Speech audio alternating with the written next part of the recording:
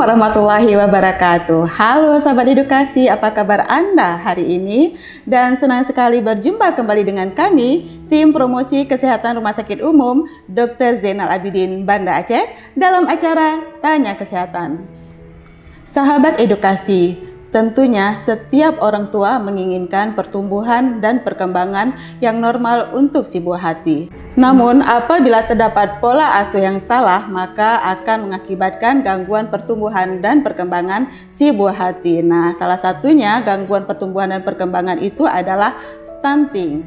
Dan hari ini bertepatan dengan Hari Gizi Nasional yang jatuh pada tanggal 25 Januari, kita akan membahas tentang cegah stunting dengan protein hewani. Nah, untuk membahasnya telah hadir bersama kita Dr. Marisa, spesialis gizi klinis. Beliau adalah salah seorang dokter spesialis gizi klinis yang dimiliki oleh Rumah Sakit Umum Dr. Zainal Abidin Banda Aceh. Baik, langsung saja kita sapa narasumber kita. Assalamualaikum dokter. Waalaikumsalam warahmatullahi wabarakatuh. Sehat ya dok?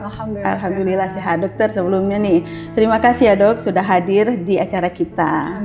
Dokter, hari ini kita bertepatan dengan Hari Gizi Nasional ya dok, 25 Januari. Baik dokter, kita akan membahas masalah cegah stunting dengan protein hewani. Ya.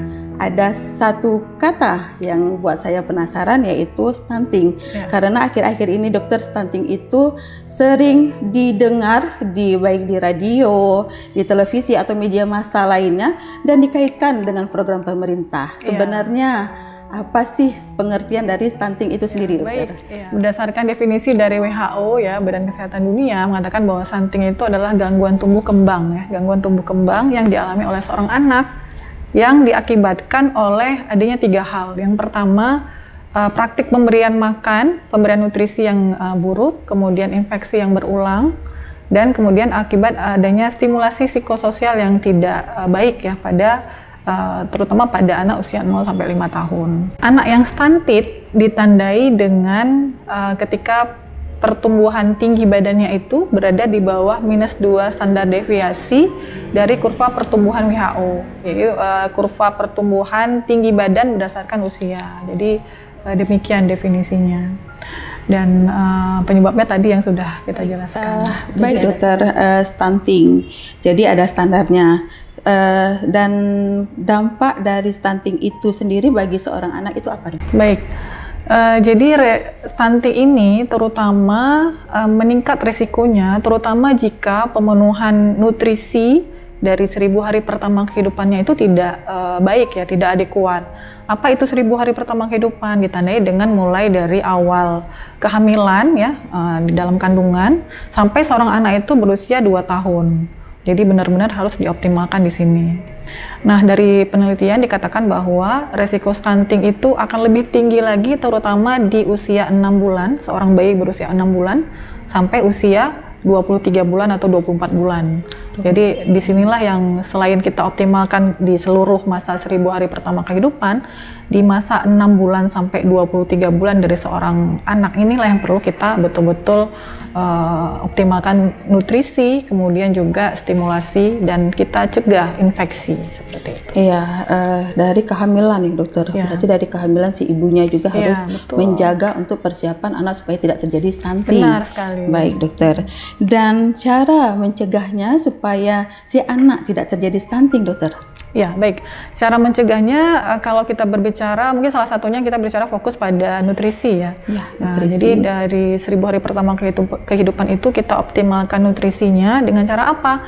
Ibu hamil, ibu menyusui, kemudian bayi yang sudah diberikan MPASI, hingga anak yang sudah hingga usia 2 tahun itu, pastikan memenuhi prinsip gizi seimbang dalam setiap makan hariannya. Apa itu gizi seimbang? Yaitu dalam sebuah piring ada sumber karbohidrat di situ, sumber protein hewani dan nabati, kemudian sumber lemak ya. Di samping juga ditambah dengan sumber vitamin dan mineral yang biasanya didapatkan dari bahan makanan sumber protein tadi dan juga dari sayur dan buah. Ya. Jadi kalau itu terpenuhi sesuai dengan kebutuhannya, insya Allah akan bisa mencegah terjadinya stunting. Nah, kemudian tadi sesuai dengan tema Hari Gizi Nasional kali ini, tahun ini, pemerintah mengangkat kita sama-sama menggalakkan protein hewani setiap kali makan. Ya, jadi pastikan di piring kita masing-masing, terutama MPASI anak-anak, MPASI bayi usia 6 bulan sampai 24 bulan itu ada protein hewani di dalamnya. Di samping kalau protein nabati mau dikonsumsi ya silahkan, tetapi pastikan ada protein hewani di piring kita, piring bayi kita. Nah, menarik sekali, protein hewani. Iya. Ya dokter ya, kenapa tidak protein nabati dokter? Iya, baik. Jadi protein hewani ini memiliki keunggulan ya dibandingkan dengan protein nabati. Yang pertama, jumlah protein yang dikandung di protein hewani itu lebih tinggi kadarnya dibandingkan protein nabati. Dan lebih lengkap. Lebih lengkap. Nah, lebih lengkap susunan asam aminonya ya kalau istilahnya itu dibandingkan dengan sumber nabati. Kita tahu bahwa usia 1000 hari pertama kehidupan itu mulai dari awal kehamilan sampai usia anak 2 tahun itu perkembangannya sangat pesat ya. Perkembangan organ-organ tubuhnya itu sangat pesat. Jadi protein hewani ini lebih baik dalam mendukung tumbuh kembangnya, seperti itu. Selain itu, protein hewani juga mengandung lemak yang memang juga dibutuhkan oleh tubuh, kemudian juga mengandung vitamin dan mineral. Ya, seperti misalnya mineralnya adalah zat besi, zat besi yang penyerapan zat besinya itu tidak diganggu oleh zat lain yang terkandung di dalam protein nabati gitu. Jadi kalau misalnya kita bandingkan zat besi di daging dengan zat besi pada tempe, sama-sama ada zat besi, tetapi penyerapan zat besi di dalam daging misalnya itu lebih optimal dibandingkan dengan zat besi dari tempe, seperti itu. Nah, selain itu juga protein ini dibutuhkan untuk yang tadi jelas untuk pertumbuhan ya. Yang kedua juga untuk daya tahan tubuh, ya. Kemudian untuk mendukung hormon-hormon pertumbuhan, ya, supaya juga tubuh kan butuh tadi ya stimulasi hormonal dan segala macam itu supaya lebih optimal. Jadi bukan nggak boleh makan protein nabati ya, tetap makan, tapi pastikan ada juga protein hewaninya. Jadi protein hewani jangan di skip ya, jangan dihilangkan gitu. Jadi lebih digalakkan ya. Protein hewani. Protein hewani, karena kan kalau di daerah kita ya dokter, di daerah Aceh ya mungkin ya, karena kan kita pesisir ya, mungkin di sini gampang untuk mendapatkan protein hewaninya. Iya, dibandingkan dengan daerah-daerah yang tidak di pesisir seperti itu. Sekarang mungkin tugas dari si ibunya ini yang mungkin lebih berat ya dokter, untuk ya harus rajin untuk memberikan asupan gizinya kepada si buah hati. Baik dokter, tadi kita membicarakan tentang protein hewani.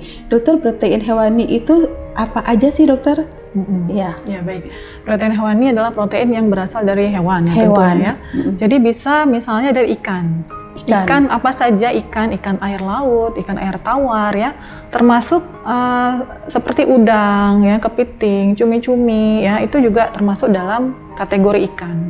Kemudian unggas, dalam hal ini adalah ayam. Ya, bebek ya, yang saya rasa di tempat kita juga sangat mudah untuk mendapatkannya ya.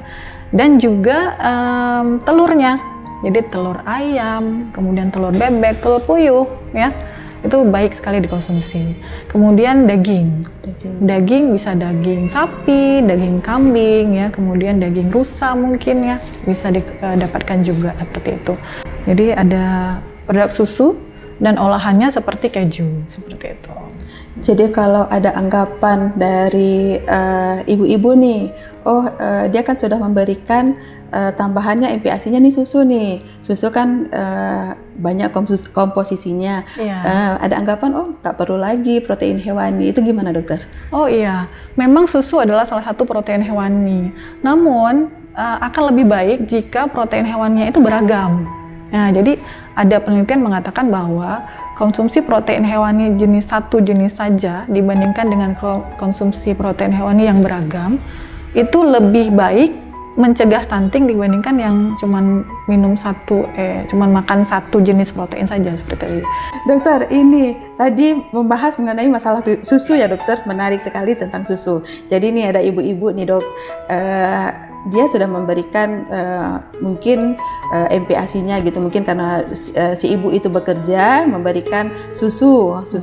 Dan setelah memberikan susu merasa aman nih dokter, dia tidak memberikan lagi protein hewani lainnya. Itu bagaimana dokter? Ya baik. Usia anaknya berapa dulu ya? Jadi sebenarnya kalau dari segi kita menurunkan resiko stunting, konsumsi sumber protein hewani yang beragam itu lebih baik dalam mencegah stunting dibandingkan dengan konsumsi protein hewani yang cuma satu jenis saja. Dalam hal ini hanya susu. Gitu ya. Kalau dari segi membandingkan sumber protein hewani ya, karena kita tahu bahwa susu itu salah satu sumber protein ya. Tetapi perlu dicermati juga bahwa usia anak yang diberikan MPASI 6 bulan sampai 23 bulan ya, itu ada ASI ya. Jadi kalau ibunya masih bisa memberikan ASI ya, ASI itu tetap diberikan hingga usia 2 tahun atau lebih berdasarkan rekomendasi WHO yang terbaru.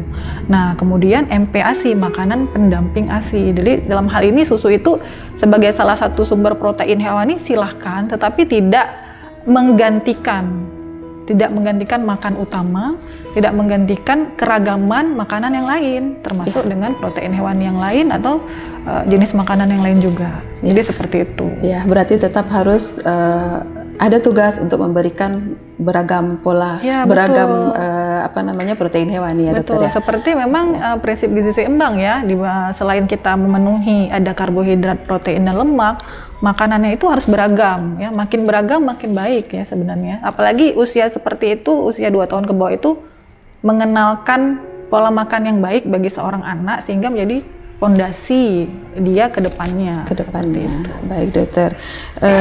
Tadi berbicara tentang cegah stunting melalui protein hewani. Ini ada slogan juga dokter, isi piringku kini kaya protein hewani. Itu apa maksudnya dokter? Apa yang harus ada di isi piringku itu dokter? Iya baik. Jadi isi piringku tetap sama ya, ada karbohidrat ya, sumber karbohidrat misalnya nasi ya, di kita biasa nasi ya, atau kentang misalnya ya. Kemudian ada sumber protein baik nabati maupun hewani, tetapi slogan kita kali ini adalah pastikan bahwa di piringnya itu ada protein hewani. Kalau sebelumnya kan hanya disampaikan sumber protein saja, tetapi ini di highlight, ditegaskan bahwa harus ada protein hewaninya, seperti yang tadi kita sebutkan tadi. Jadi boleh telur ya, tadi telur kita sudah bahas juga, telur, ada telur ayam, telur bebek, telur unggas ya. Boleh ikan, boleh daging, boleh ayam ya, dan olahannya. Jadi nabati silahkan dikonsumsi, tetapi pastikan ada sekitar minimal 1 porsi ya, dalam 1 piring itu 1 porsi protein hewani yang tadi.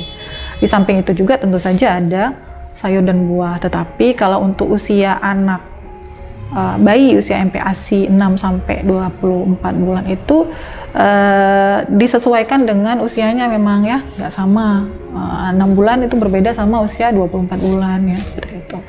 Kemudian juga pastikan nggak cuman bayi dan anak ya, ibu hamil, ibu menyusui juga makan makanan yang di dalamnya ada protein hewani. Supaya apa? Kehamilannya baik bagi ibu hamil ya, tumbuh kembang janinnya itu juga baik ya, sehingga kita bisa meminimalkan resiko stunting juga. Kemudian ibu menyusui, dia perlu untuk nutrisi bagi dirinya dan bagi nutrisi ASI yang akan dia berikan pada buah hatinya. Jadi penting sekali memastikan ada protein hewani di piring kita setiap kali makan. Baik dokter, ini pertanyaan terakhir, tips dan saran dokter untuk sahabat edukasi. Baik, tipsnya untuk mencegah stunting ya, ayo sama-sama kita bergandeng tangan ya, mencegah stunting dengan cara optimalkan nutrisi pada 1000 hari pertama kehidupan. Dengan cara apa? Pastikan konsumsi makanan dengan prinsip gizi seimbang dan pastikan di dalam piring kita setiap kali makan ada protein hewaninya, seperti itu. Baik, sahabat edukasi, dengan berakhirnya penjelasan dari dokter, maka berakhir pula tanya kesehatan kita pada hari ini. Dan terima kasih dokter atas waktunya dan atas share ilmunya, semoga bermanfaat bagi kita semua. Baik, dan terima kasih juga kepada sahabat edukasi yang telah menyaksikan acara kami dari awal acara sampai dengan akhir acara. Dan kepada sahabat edukasi yang ingin mendapatkan informasi kesehatan lainnya, sahabat edukasi dapat mengunjungi channel YouTube kami, yaitu PKRS RSUD ZA. Dan jangan lupa like, subscribe, dan share. Dan akhir kata, saya Risma dan Dr. Marisa mohon undur diri. Assalamualaikum warahmatullahi wabarakatuh. Salam sehat, salam edukasi.